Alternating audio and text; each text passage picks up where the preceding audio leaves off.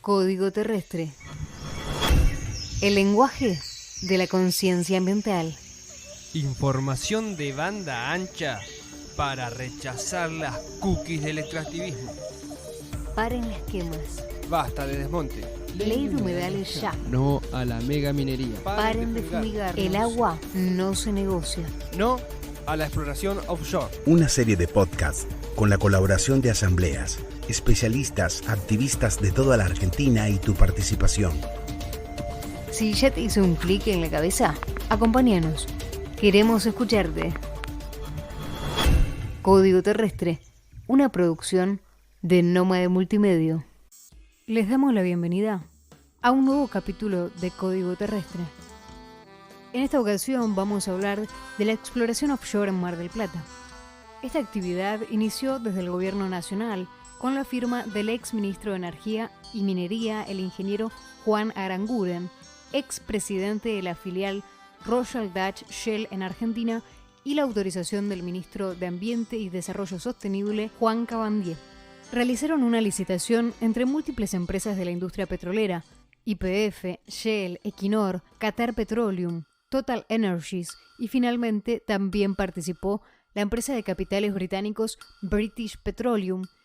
Y si te parece familiar este último nombre, es porque fue responsable del mayor accidente petrolero de la historia en el Golfo de México. Según la resolución que se publicó en el Boletín Oficial, el Ministerio aprobó esta exploración sísmica, pero no adjuntó argumentos técnicos ni documentación respaldatoria en la que se basó para tomar esta decisión. El control de la práctica no va a ser ejecutado por el Ministerio de Ambiente, sino que se encontrará bajo la órbita del Ministerio de Energía. Esta actividad contradice con todos los compromisos internacionales de cambio climático, además de la voluntad de cada uno de los vecinos de la ciudad. Finalmente, Equinor es la empresa que explotará la plataforma marítima nacional en una zona de especies de gran valor como delfines, pingüinos, ballenas y una gran diversidad de animales marinos. Ubicada en el principal corredor biológico de nuestro mar, el área equivale a 75 veces la ciudad de Buenos Aires. La técnica utiliza bombas acústicas que chocan con el fondo marino con el fin de localizar y extraer hidrocarburos. Se producirá una explosión cada 10 segundos las 24 horas del día. No solo contamina el agua, sino que afecta enormemente a la biodiversidad marina. Jessica Sánchez, profesora de Geografía e integrante de la Asamblea Mar Libre de Petroleras. Hay una suerte de zonificación, pero en el mar, ¿sí? Se denomina CAN, ¿sí? Son las cuencas hidrocarburíferas, en este caso del norte del país. Y acá hay muchos canes, o sea, como está el CAN 100, 102, 114, 108 y demás, que los que tuvimos hasta diciembre del año pasado con la medida cautelar fue el CAN 100, 108 y 114. Fueron justamente esas licitaciones que ya había hecho el Ministerio de Ambiente con la empresa básicamente de Equinor y Shell, que se habilitaba la prospección sísmica. Bueno, así como en Chubut quisieron zonificar para ver qué áreas eran las más importantes para la extracción de minerales, acá se está haciendo lo mismo con el mar, ¿sí? Y no tan solo pasa acá en la costa bonaerense, sino también pasa en Tierra del Fuego y pasa en las Islas Malvinas. También se encuentran en esa misma suerte de fragmentación que entra dentro de un proyecto que se llama Pampa Azul. O sea, como la Pampa, que conocemos también con toda esa idea de productividad de áreas fértiles, en este caso la Pampa sería el océano, ¿sí? Y se hace lo mismo. Ya hay como una suerte de avistaje en términos satelitales, donde se puede tener algún tipo de información donde puede llegar a ver hidrocarburos. Y en función de eso, el siguiente procedimiento es la prospección sísmica, o sea, el bombardeo directamente. Esas bombas emiten una señal que los sensores en los barcos pueden detectar, y esa información da a entender si hay reservas hidrocarburíferas y en cantidades, ¿no? Entonces nos encontramos ante la misma situación, o sea, es lo mismo que sucede en diferentes latitudes del país y del mundo, esta suerte de zonificación, fragmentación del mar para venderla en bloque, ¿no? O sea, lo que se busca es decir, bueno, ¿qué empresa se presenta a licitación para el CAN 100, 102, el 108? Y así van sorteando por eso esto que mencionabas, ¿no? El nivel de frivolidad que existe con respecto a generar bloques y vender el océano, básicamente, ¿no? Cuando no se contempla las especies que transitan de norte a sur y de sur a norte, ya que justamente en esta latitud sucede un fenómeno que es casi único en el mundo, que es el encuentro de dos corrientes marinas superficiales, la cálida de Brasil, llena de vida, de fotosíntesis, y la corriente fría de Malvinas, llena de oxígeno, ¿no? Eso hace que acá se generen unos caladeros increíbles donde habitan diferentes especies. Y a eso le sumamos la ballena franca austral, que hay una ley que la cuida, por decirlo de alguna forma, que esta gente lo dice lisa y llanamente, sin ningún problema, que en el caso de que pase por ahí alguna ballena, lo que se va a hacer, se va a detener el buque prospector. Decime cómo se va a hacer eso cuando es imposible realizar esa maniobra y esa actividad, y porque no van a perder la plata invertida en parar ese barco porque está pasando una ballena. Las ballenas son mamíferos que tienen una dinámica muy increíble, que tienen que ver con los lugares donde se alimentan y los lugares donde se reproducen. Y son justamente donde están los bloques. No se reproducen en otro lugar, ni tampoco se alimentan en otro lugar. O sea que si existe ese bombardeo, que repercute sobre sus tímpanos y por ende sobre su forma de movilizarse, su radar, lo que va a hacer es que se pierdan, y si se pierden van a morir. Y esto no es algo, un invento nuestro, esto está científicamente comprobado, digamos. Entonces, son elementos que ya se han esgrimido, pero volvemos a lo mismo. Siempre se pone el acento en las grandes inversiones que se van a hacer, en que estas empresas han visto estos territorios, este maritorio, como un lugar muy importante, y que tenemos que recibir a estas empresas, porque si no, quienes somos culpables de seguir pobres somos las poblaciones, los ambientalistas y las ambientalistas que nos oponemos a esto como una suerte de chantaje, ¿no?, que se nos hace por cómo nos vamos a aprovechar que vienen estas empresas de primer mundo a querer darnos ese progreso y ese desarrollo.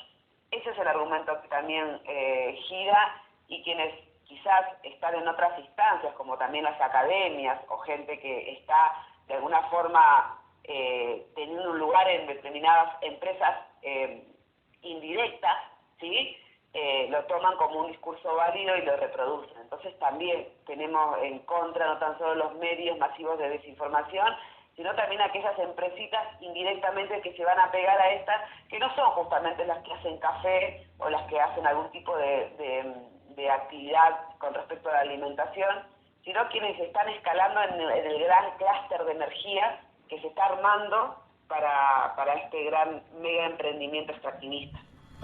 El océano, como dador de vida, como consumidor de dióxido de carbono y que emite oxígeno también, es un ser en movimiento, ¿sí? Hay corrientes que son superficiales y hay corrientes que son profundas. En el océano sucede eso, o sea, no es algo estático, no es algo que no se mueve, y por más que esté a 300 kilómetros y no se vea, no quiere decir que no exista o que no vaya a suceder. Lo de la pileta Pelopincho fue algo como roza lo bizarro y lo perverso, ¿no? O sea, ante una situación de una ruptura de un caño, que ese caño debería tener un mantenimiento para que no suceda, le ponen una pileta Pelopincho. Bueno, olvídate que vayan a generar algún tipo de situación que pueda ser contenida a 1.500 metros de profundidad y a 300 kilómetros de la costa, de la línea de costa. Olvídate que eso vaya a suceder, no hay forma de evitarlo.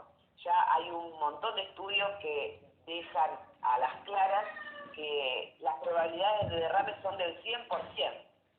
O sea, y estamos hablando de casas de altos estudios, universidades que ya han emitido posicionamientos claros, porque también han tomado experiencia de otros lugares del mundo, por ejemplo México, por ejemplo Espíritu Santo, Brasil, más allá de que hayan sido en características en términos de oleaje diferente, pero que dejan a claras que va a suceder, que no hay forma de que no suceda. Los proyectos de gas y petróleo se presentan ante la opinión pública como una línea de progreso inamovible, por lo que oponerse a ellos se traduce en un no a la prosperidad. Y justamente Mar del Plata, según un informe realizado por el Instituto de Estadísticas y Censo, es la ciudad con mayor índice de desocupación con un 8,8%, cuando el promedio nacional fue del 6,3%. Guillermo Folguera, biólogo y filósofo, investigador del CONICET y profesor de la UBA, integrante del grupo de Filosofía de la Biología y de Después de la Deriva, en fmlatribu.com. Respecto a la exploración offshore en Mar del Plata y en el resto del mar argentino, queda muy claro que aquí no hay grietas. Es un proyecto iniciado por el exfuncionario de Energía Aranguren, que tenía, de hecho, había tenido funciones en Shell, y termina por ser aprobado por el ministro de Ambiente de este gobierno actual, Cabandier. Eso no es un error, eso se trata evidentemente de una política sostenida donde unos y otros acuerdan, y que la forma particular en este caso es de avanzar hacia fases de exploración y explotación de un mar que va a verse dañado fuertemente y cuyas prácticas humanas en torno a esto, prácticas que a su vez requerirían una atención, como en el caso de la pesca o del turismo, qué efectos están generando, se van a ver evidentemente dañadas.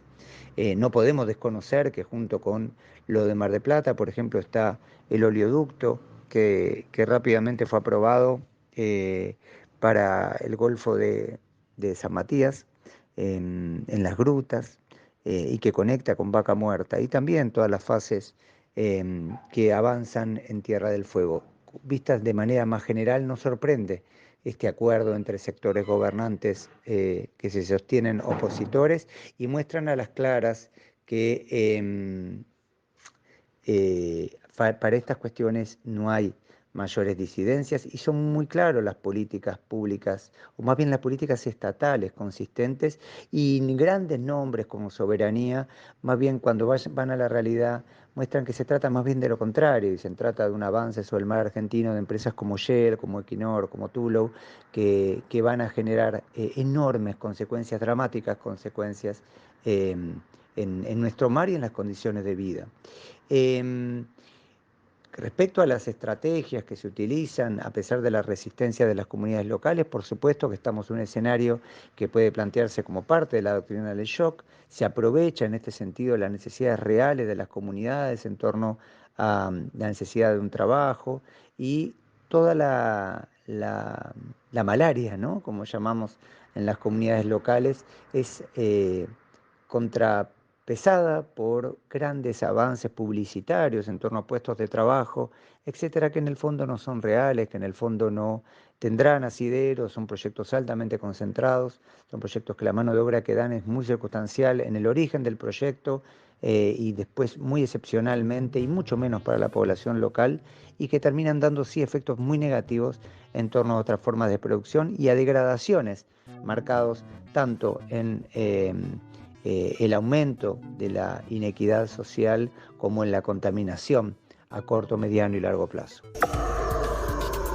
Este es un podcast de Nómade Multimedio para la Prosecretaría de Medios y Publicaciones de la Universidad Nacional de La Plata.